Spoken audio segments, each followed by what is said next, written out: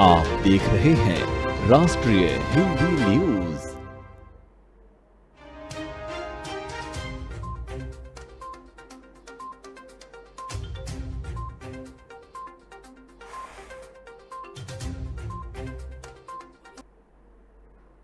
नमस्कार, आप देख रहे हैं राष्ट्रीय हिंदी न्यूज और आपके साथ हूं मैं अंजना राठौर। खबरें लगातार में आपका स्वागत है। आज सबसे पहले बात करेंगे महोबा की। महोबा के कोतवाली क्षेत्र में बदमाशों का आतंक देखने को मिला है, जहां पुलिस और कानून से बेखौफ बदमाशों ने एक सरकारी शिक्षक के घर पर हाथ साफ कर दिया और लाखों के जेवर और नकदी लेकर मौके से फरार हो गए। बताया जा रहा है कि सरकारी शिक्षक अखिलेश रावत रोजाना की तरह विद्यालय गए हुए थे और उनकी पत्नी घर में अकेली थी। तभी अचानक से हथियारधारी बदमाश घर में घुस गए और शिक्षक की पत्नी पर तमंचा तानकर उससे जबरन अलमारी की चाबी ले ली और अलमारी में रखे लगभग 8 लाख के जेवर और 10,000 की नकदी लेकर मौके से फरार हो गए। जिसके बाद घटना की सूचना पीड़ित दंपति ने पुलिस को दी। वहीं इस मामले में पीड़ित दंपति का क्या कुछ कहना है, आइए सुनवाते हैं। सर स्कूल में था बच्चा मेरा, स्कूल गया था, पत्नी थी अकेली, और अब उसके बाल पकड़े कट्टर आके पूरा सब ले गए सामान। सर कैसे दाखिल हुए घर के अंदर? गेट के अंदर से आए, मैं सर यहाँ खाना बना रही थी, पीछे से बाल पकड़े वो कट्टर आ दिया जी। अभी FIR करवाने लेकिन आई थी पुलिस, 112 नंबर पे लगाया था। सर क्या आश्वासन दिया उन्होंने? कह रहे हैं कि कर रहे हैं तलाश। हम किचन में खाना बना रहे थे, 2-3 लड़की आए, उन्हें हमें कट्टर लगा के बाल पकड़ के हमारे कमरे तक ले गए, पूरा जीवन ले गए, हमारा पूरा जीवन चला गया, सोना सोना पूरा ले गए। बस हम अकेले थे, हमारे पति वो सर्विस करते टीचर हैं, तो वो तो ड्यूटी में गए थे, बच्चा स्कूल गया था। देख पाई आप? नहीं, हम नहीं देख पाए, वो थोड़ा देखा हल्का सा, वो उसने हमें कट्टा लगा दिया था, हम कुछ नहीं उनको देख पा रहे। वहीं घटना की सूचना मिलने के बाद पुलिस मौके पर पहुंची और दंपति से पूछताछ की। साथ ही आसपास के लगे CCTV कैमरे में बदमाशों की तलाश की जा रही है। वहीं इस मामले में SSP RK गौतम का क्या कुछ कहना है, आइए सुनवाते हैं। इनके घर में 3 लोग आकर के घुस गए और तमंचा दिखा करके एक अलमारी में इनका कुछ ज्वेलरीज रखी हुई थी, जैसे कि इनके द्वारा बताया गया है कि 3 अंगूठियाँ और 2 सोने के हार, चूड़ियाँ आदि वगैरह, तो वो उसको लूट करके ले गए हैं। इसके बाद में तत्काल यहाँ पर घटनास्थल का निरीक्षण कर लिया गया है, FIR दर्ज की जा रही है, टीमों का गठन भी इसमें कर लिया गया है, सर्विलांस टीम का भी इसमें सहयोग लिया जा रहा है। ये भी जानकारी अभी तक आई है कि इनके घर में पिछले 15 दिन से कुछ काम चल रहा था, जिसमें कारपेंटर्स भी लगे हुए थे और बुताई का भी काम चल रहा था, और इन्होंने कुछ लोगों पर शक जाहिर किया है, आसपास के लोगों पर, तो वो सब भी हम लोग पूरा उसकी इंफॉर्मेशन कलेक्ट कर रहे हैं और शीघ्र ही इसमें घटना का अनावरण किया जाएगा। आपको बता दें कि फिलहाल पुलिस इस मामले में कार्रवाई करते हुए बदमाशों की तलाश कर रही है। वहीं इस घटना से पूरे इलाके में दहशत का माहौल बना हुआ है। आगे बढ़ते हुए बात करेंगे महाराष्ट्र की राजनीति की। महाराष्ट्र की राजनीति में इन दोनों बीजेपी नेता चित्रा के शेयर किए गए एक वीडियो की काफी चर्चा हो रही है, जिसे लेकर अब उनकी मुश्किलें बढ़ सकती हैं। बीजेपी नेता चित्रा वाघ ने ट्विटर पर एक वीडियो शेयर किया है, जिसमें महाराष्ट्र कांग्रेस अध्यक्ष नाना पटोले को एक महिला के साथ देखा जा सकता है। फिलहाल अब इस मुद्दे पर महाराष्ट्र की राजनीति के गरमाने के अनुमान लगाया जा रहा है, जिस पर प्रतिक्रिया देते हुए महाराष्ट्र कांग्रेस अध्यक्ष नाना पटोले ने चित्रा वाघ के खिलाफ कानूनी कार्रवाई करने की चेतावनी दे दी है। उनका कहना है कि ये उनके लिए एक चरित्र हत्या की तरह है, जिसके लिए वो कानून की मदद लेंगे। दरअसल एनसीपी से बीजेपी में शामिल हुई चित्रा वाघ ने बुधवार को ट्विटर पर एक वीडियो शेयर किया, जिसमें कथित तौर पर महाराष्ट्र कांग्रेस अध्यक्ष नाना पटोले को एक महिला के साथ देखा जा सकता है। वीडियो के वायरल होने पर जब नाना पटोले से इस संबंध में सवाल पूछे गए तो उन्होंने कानूनी कार्रवाई की बात कही है। नाना पटोले ने बीजेपी पर उनके चरित्र हनन का आरोप लगाते हुए कहा है कि उन्होंने अपनी कानूनी टीम से वीडियो की जांच कराने और चित्रा वाघ के खिलाफ उचित कार्रवाई करने के आदेश दिए हैं। वहीं बीजेपी नेता चित्रा वाघ का कहना है कि मैं किसी के निजी जीवन में नहीं झांक रही हूं। वीडियो पहले ही वायरल हो चुका है। राहुल गांधी के बाद आज ईडी की टीम सोनिया गांधी से पूछताछ कर रही है। बता दें कि कांग्रेस नेता पर घाटे में चल रहे नेशनल हेराल्ड अखबार को धोखाधड़ी और पैसों की हेराफेरी के जरिए हड़पने का आरोप है। सोनिया गांधी आज ईडी दफ्तर पहुंची हैं। नेशनल हेराल्ड अखबार से जुड़े मनी लॉन्ड्रिंग केस में कांग्रेस अध्यक्ष सोनिया गांधी से पूछताछ की जा रही है। साथ ही सेहत को देखते हुए ईडी से सोनिया गांधी को विशेष छूट मिली हुई है, जहां उन्हें जरूरी दवाइयों को लेने के लिए समय समय पर ब्रेक दिया जाएगा। वहीं कांग्रेस महासचिव जयराम रमेश ने ट्वीट कर कहा है कि मोदी शाह की जोड़ी द्वारा हमारे शीर्ष नेतृत्व के खिलाफ जिस प्रकार से राजनीति प्रतिशोध जारी है, उसके विरुद्ध कांग्रेस पार्टी अपने नेता सोनिया गांधी के साथ सामूहिक एकजुटता व्यक्त करते हुए देश भर में प्रदर्शन करेगी। इससे पहले राहुल गांधी से हुई पूछताछ के दौरान भी कांग्रेस कार्यकर्ता सड़क पर उतरे थे। इसको देखते हुए दिल्ली पुलिस ने पूरी तैयारी कर ली है और सोनिया गांधी से पूछताछ के मद्देनजर दिल्ली की सुरक्षा बढ़ा दी है।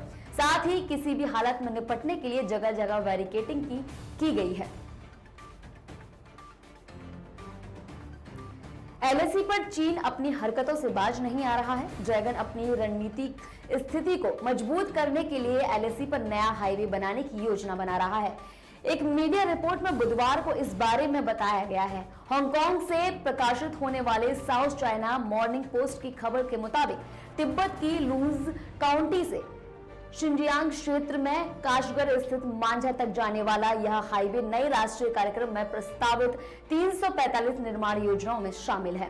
इस कार्यक्रम का लक्ष्य 2035 तक कुल 1,61,000 किलोमीटर लंबा हाईवे और मोटरवे बनाना है। दरअसल चीन बुनियादी ढांचे में निवेश के जरिए अपनी इकोनॉमी में जान फूंकना चाहता है। मीडिया रिपोर्ट्स में कहा गया है कि लुंज काउंटी अरुणाचल प्रदेश का हिस्सा है, जिसे चीन दक्षिण तिब्बत का हिस्सा होने का दावा करता है। खबर में कहा गया है कि पिछले हफ्ते जारी की गई योजना के तहत G695 नाम से जाने जा रहे इस हाईवे को कोना काउंटी से होकर गुजरने की उम्मीद है। ये एलएसी से ठीक उत्तर में पड़ता है। काम्बा काउंटी की सीमा सिक्किम से लगी हुई है और गईरोंग काउंटी नेपाल की सीमा के करीब है। ये प्रस्तावित हाईवे तिब्बत, नेपाल और भारत के बीच स्थित बुरांग काउंटी और नगारी प्रांत के जांत काउंटी से भी होकर गुजरेगी। खबर में यह भी कहा गया है कि नगारी प्रांत के कुछ हिस्से पर भारत का कब्जा है। हालांकि हांगकांग मीडिया में आई इस खबर पर अभी तक कोई आधिकारिक प्रतिक्रिया नहीं आई है। भारत पहले भी कह चुका है कि वो अपनी सीमा पर सभी गतिविधियों पर नजर रखता है। एलएसी के साथ नए हाईवे योजना की रिपोर्ट ऐसे समय में आई है जब भारत और चीन ने 2 साल से अधिक समय से चल रहे पूर्वी लद्दाख गतिरोध को हल करने का प्रयास किया है। राष्ट्रवादी कांग्रेस पार्टी के अध्यक्ष शरद पवार ने पार्टी के सभी विभागों और प्रकोष्ठों को तत्काल प्रभाव से भंग कर दिया है। राकांपा के एक वरिष्ठ नेता ने बुधवार को ये जानकारी दी है। राकांपा के वरिष्ठ महासचिव प्रफुल्ल पटेल ने ट्वीट किया, राकांपा के राष्ट्रीय अध्यक्ष शरद पवार ने अनुमोदन से सभी विभाग और प्रकोष्ठ तत्काल प्रभाव से भंग किए हैं, ऐसा उन्होंने अपने ट्वीट में कहा है। हालांकि पूर्व केंद्रीय मंत्री पटेल ने इस अचानक उठाए गए कदम के कारण को उसका खुलासा नहीं किया है। दरअसल महाविकास आघाड़ी सरकार के पतन के करीब 3 हफ्ते बाद इस तरह का फैसला किया गया है। माना जा रहा है कि चुनावों से पहले पुराने पदाधिकारियों को बदलने की संभावना है।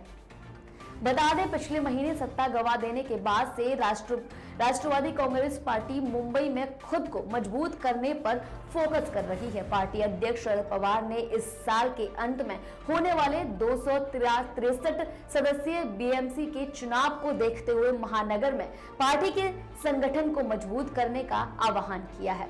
माना जा रहा है कि शरद पवार खुद मुंबई पर सक्रियता से ध्यान देने में लगे हैं, जिसके देखते हुए ये ट्वीट किया है और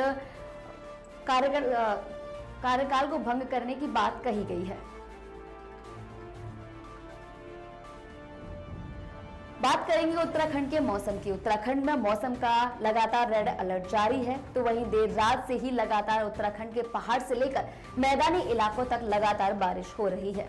उत्तराखंड के पर्वतीय जनपदों में लगातार तेज बारिश की सूचनाएं आ रही हैं। ऐसे में चमोली जिले में पड़ने वाले फूलों की घाटी और हेमकुंड साहिबा के मुख्य पड़ाव खंगरिया में किस्मी बादल फटने की सूचना मिली है। हालांकि इस घटना से जान माल का कोई भी नुकसान नहीं हुआ है, लेकिन एहतियात के तौर पर हेमकुंड जाने वाले यात्रियों को फिलहाल के लिए रोक दिया गया है।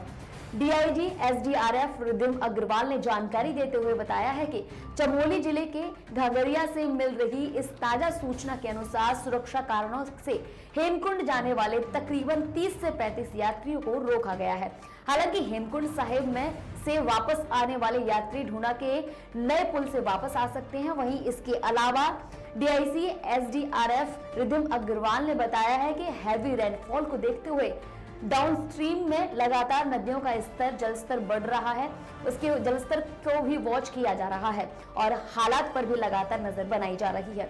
उत्तराखंड के कई जिलों में मौसम विभाग के बुधवार को बारिश के लिए जारी रेड अलर्ट के मद्देनजर प्रशासन को सतर्क कर दिया गया है, जबकि अत्यधिक बारिश की संभावना वाले इलाकों में बुधवार को एहतियातन छुट्टी के आदेश दे दिए गए हैं। आपको बता दें कि प्रदेश के कई स्थानों पर मंगलवार को हल्की से मध्यम बारिश हुई है और कई जगहों पर राष्ट्रीय राजमार्ग समेत अनेक मार्गों पर भूस्खलन का मलबा आने से कई रास्ते अवरुद्ध हो गए हैं। मौसम विभाग ने प्रदेश के 13 में से 9 जिलों के लिए बुधवार को भारी से बहुत भारी बारिश की चेतावनी जारी की है। बात करेंगे कोविड अपडेट की। देश में कोरोना के नए मामलों की संख्या कम होने का नाम नहीं ले रही है। जिस तरह से पिछले कुछ दिनों से तकरीबन हर रोज 20,000 से अधिक कोरोना संक्रमण के नए मामले सामने आ रहे हैं, उसने लोगों की चिंता को बढ़ा दिया है। स्वास्थ्य मंत्रालय की ओर से जो ताजा आंकड़े जारी हुए हैं उसके अनुसार पिछले 24 घंटे में कोरोना के 21,566 नए मामले सामने आए हैं, जबकि 18,294 लोग कोरोना से ठीक हुए हैं। वहीं देश में कोरोना के एक्टिव केस की बात करें तो ये संख्या 1.5 लाख पहुंचने वाली है। अब देश में कोरोना के एक्टिव केस 1,48,881 पहुंच गई है। डेली पॉजिटिविटी रेट की बात करें अगर तो ये 4.25% तक पहुंच गई है। भारतीय आयुर्विज्ञान अनुसंधान परिषद के अनुसार 20 जुलाई को 5,73,060 कोरोना सैंपल की टेस्टिंग की गई। इसी के साथ देश में अब तक 87,11,60,846 कोरोना सैंपल की टेस्टिंग की जा चुकी है। वहीं कोरोना वैक्सीन की बात करें तो देश में 200 करोड़ से अधिक कोरोना वैक्सीन की डोज लोगों को दी जा चुकी है। 15 जुलाई से 18 साल या उससे अधिक उम्र के लोगों को वैक्सीन की बूस्टर डोज हर सरकारी केंद्र पर मुफ्त दी जा रही है। फिलहाल के लिए इतना ही। देखते रहिए राष्ट्रीय हिंदी न्यूज। जय हिंद।